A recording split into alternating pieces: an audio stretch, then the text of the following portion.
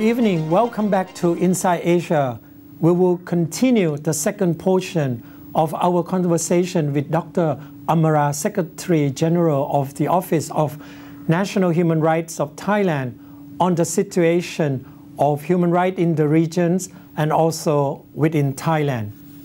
Now, I'd like to bring you back to focus on Thailand because we are amongst the first to establish the National Institute to guarantee whatever rights of the Thai people. You know, I counted there are 67 provisions, at least, of the Thai Constitution that protect human rights, integrity, security, community rights. That's awesome. But when it comes to reality, implementation of this provision to protect human rights in Thailand is very weak. Do you share with me this assessment? Yes, the Constitution, the 1997 Constitution, was drafted after the 1993 Vienna Declaration of Human Rights and the Paris Principle, for which give guidelines to the human rights situation in each country, came out in 93. I was told that people who drafted the 1997 Constitution looked at the UN human rights documents quite closely, and that's why we have so many clauses in the 1997 Constitution. Which is very unusual for Southeast Asian constitutions.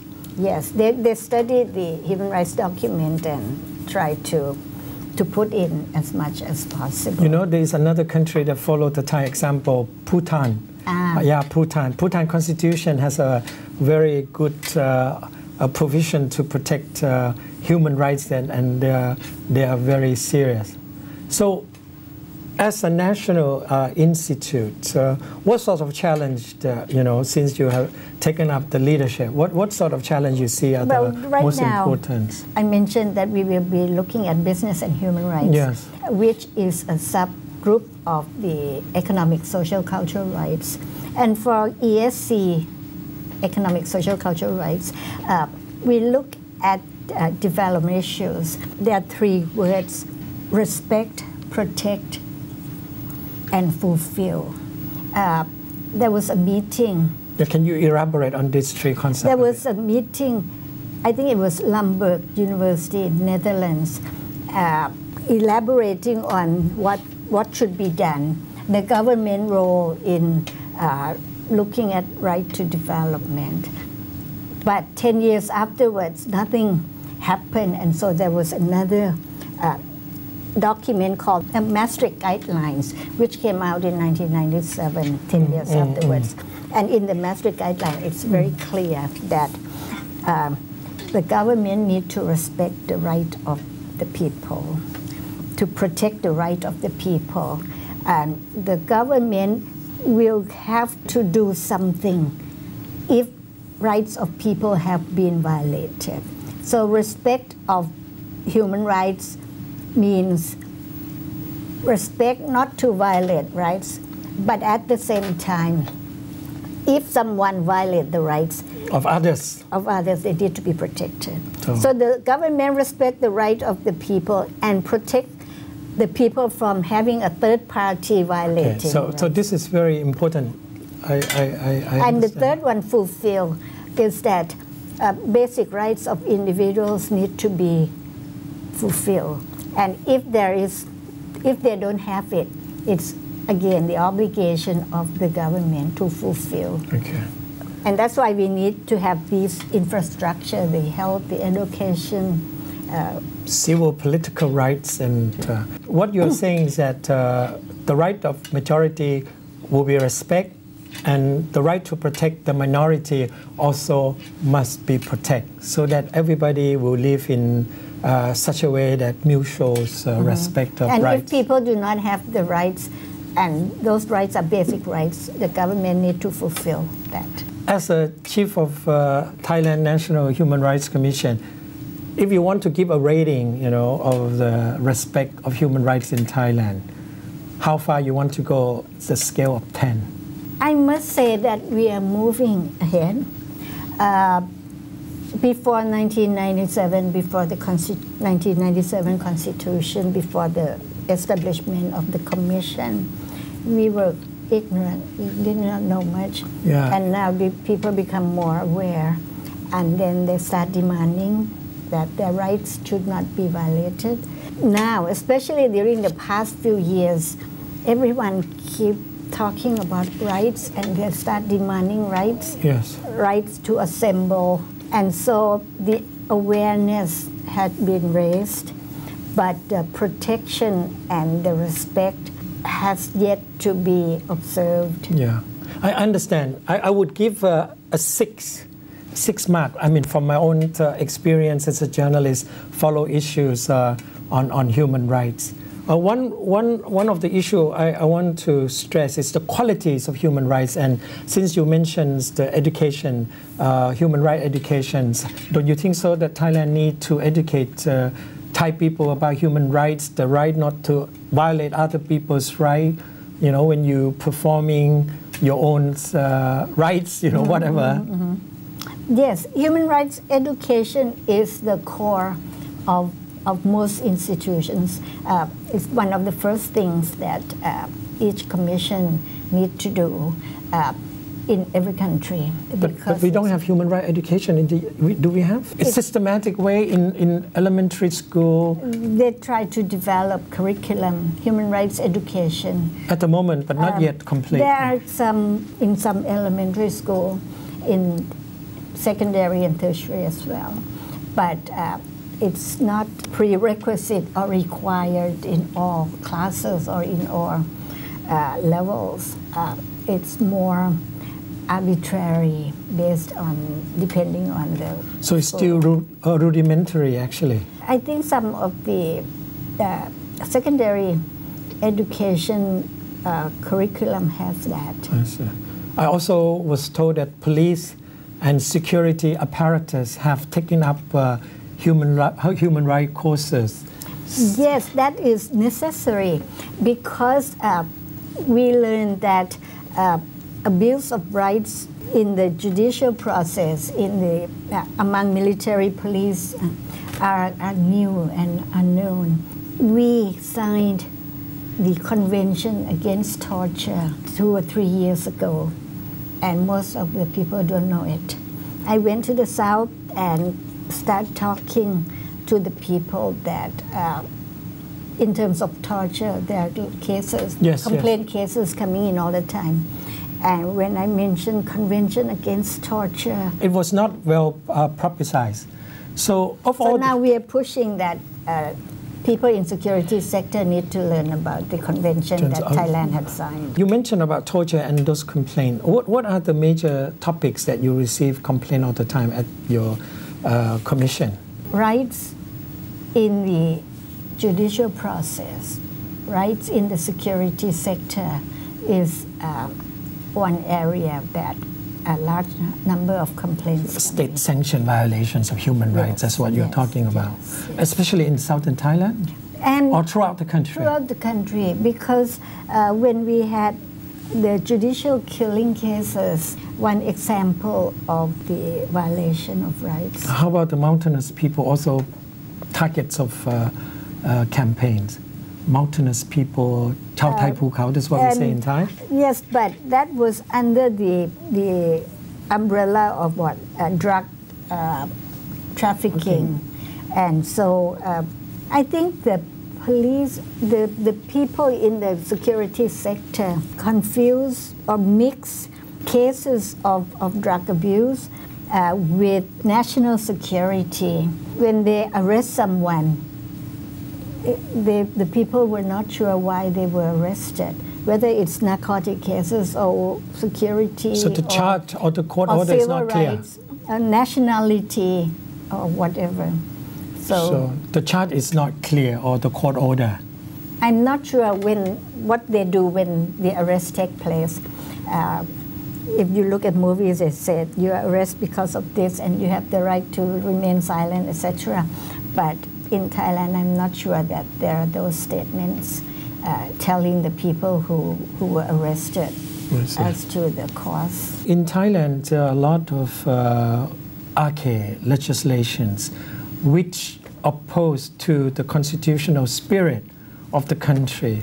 I mean, as head of the Human Rights Commission, what do you plan to do with all these We laws? also, one of our mandate is to Yes. make recommendation.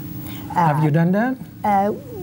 We look at some of the laws and regulations, yes. And the government also set up a new commission on law reform.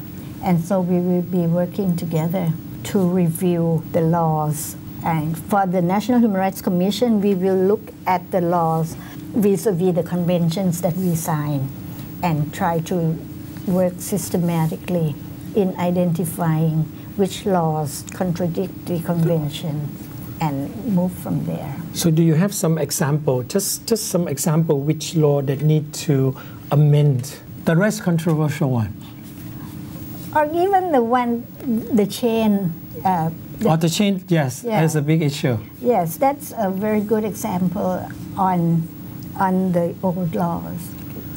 Even the less majestic law, actually, the Senate level also set up committee to look into the way to reform. Yes. And I think it was contained in the reports of the UPR Yes. from Thailand. Yes. Now let me turn on the UPR. You also submit a report to Yes. contribution to the civil society input for the UPR. What were the major points that you highlight? The Human Rights Commission has mandate to look at violations in different sectors, so many. So And we were given 5 pages to write, so we were selective.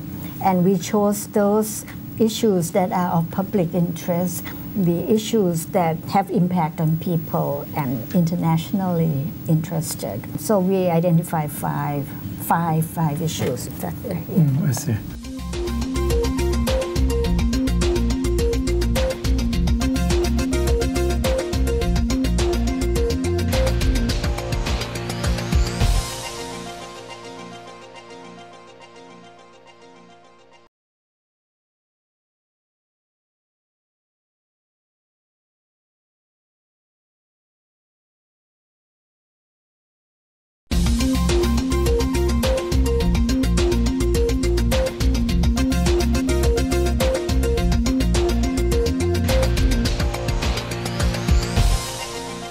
I must say that Thai UPR is a good one. I have read it, and I think the process has been very good. Consultations at all levels throughout the country.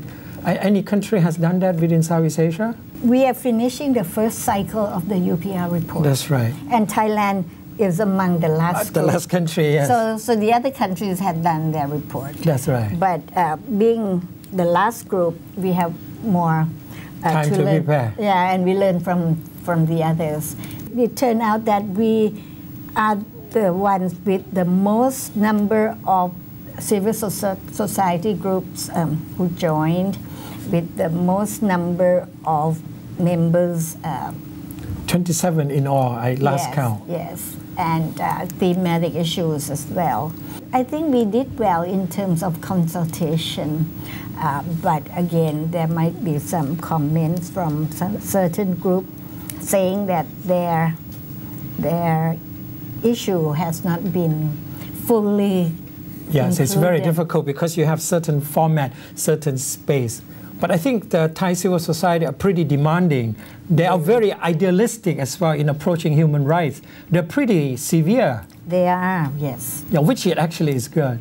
Well, yes, it's good from the point of view that they keep the government on guard, and from now on, government officers will have to learn that they'll be watched and monitored. That's right. Their performance will be closely scrutinized. That's right.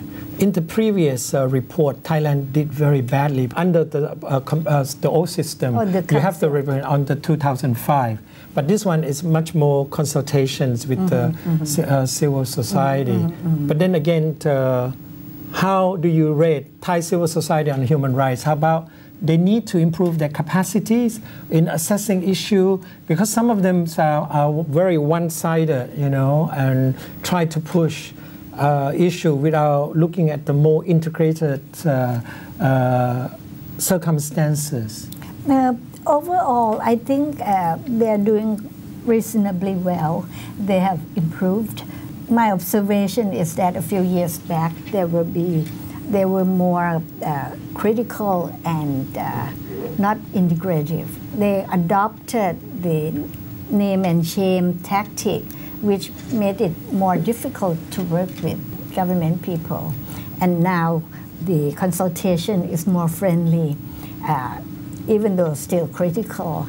And I see chances of improving both laws and regulations as well as performance of government people in working with people and avoiding violation of human rights. People read human rights reports that belongs to the State Department since 1979.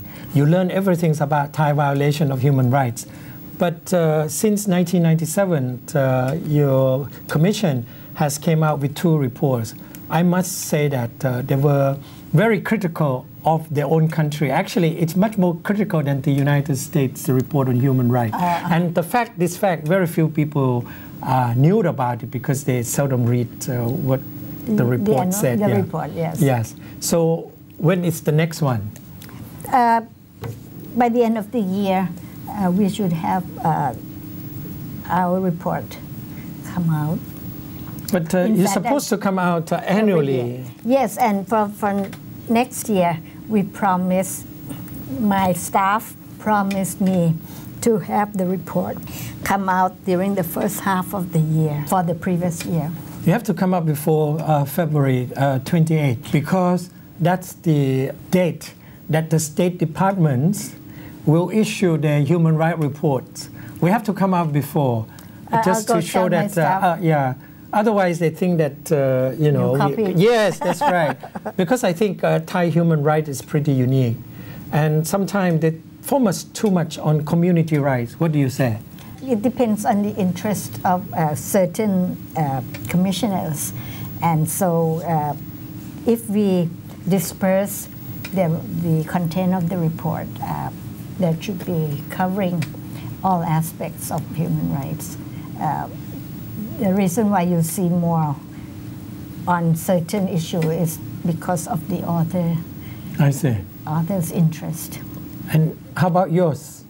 You have any specific interest that you want to push? For example, one of your mandate is to make sure that the resource, a violation, you know, of national resource ownership is a big issue. Well, we have civil and political rights. That's one big issue, that we have to protect the rights of those who don't have the rights.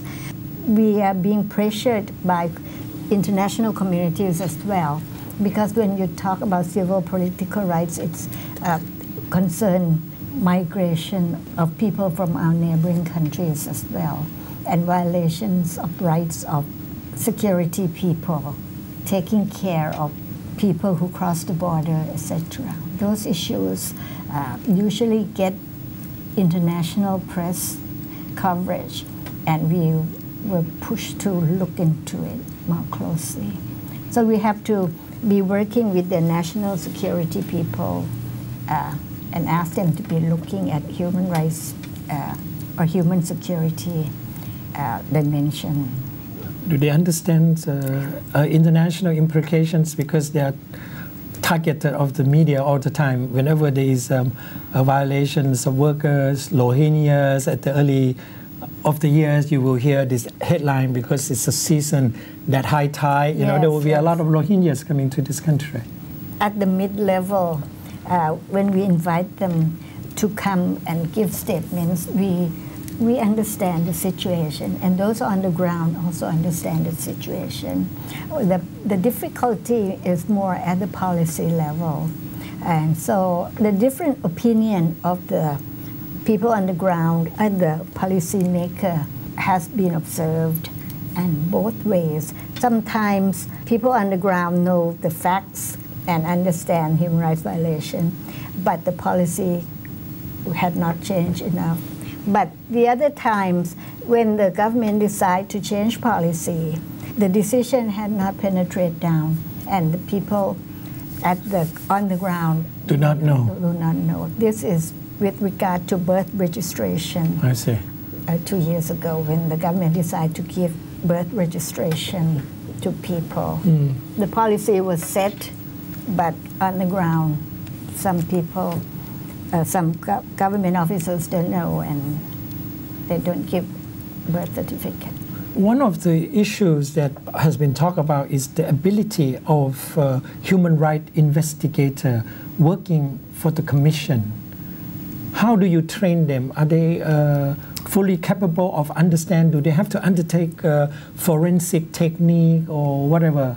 You know, like you see in the movie CSI, you know. Capacity building is one of our goals. Our target for this year and next year. So in terms of investigation techniques, we have been giving training, but we don't go as far as forensic investigation, because that's the duty of the police. Our mandate only gives us the obligation to investigate, but we do not decide on who did wrong. We are not the court, and we are not the police. So we can go up to certain level, and then we transfer the duty to the court or to the police. But it's important for the investigator to know certain level, because they have to collect evidence, affidavits for supporting their reports. Yes, we have to have a good start and investigate the preliminary fact findings. After the investigation, and we decided that violations of rights had been observed, and then we push forward and send the cases to court. Can you just name 3 issues that you think Thailand has made much progress on human rights? 1 or 2 issues that you think we can be very proud being Thai citizen protected by Constitution? Freedom of expression, assembly, you know. I think those came to mind. I was with the international media, and they were talking about freedom of expression and criticizing us for not having freedom of expression, and I told them that they happen to be international media. And I said, as a Thai, I read all newspaper. I watch so many channels of television, and everyone had been able to say so many things. And so to me, freedom of expression of Thai media is here. Perhaps too much, but we have them, except for the case of lèse majesté. And I think Thailand has received very negative press coverage because of the online heavy filtering in the past few years. But other than that, I think freedom of expression in Thailand is guaranteed. In fact, I think Thailand has one of the best record overall within ASEAN region. Yes. Yeah. I mean, you watch 100 channels of television and you read 20 newspapers. Yeah, but the news were based on the, shutdowns of websites, which has increased in large number. I think that gives Thailand very negative image overseas. I agree, yes. And that is something that we need to work on and request the government to examine the issue more closely. Well, thank you very much for the conversations on human rights in the regions and also inside Thailand. Thank you very much for joining our program. Thank you. สวัสดีค่ะ Well, that's the end of our program. I hope you enjoy my conversation with Dr. Amara about the human rights condition in the Asia Pacific. Good night. สวัสดีครับ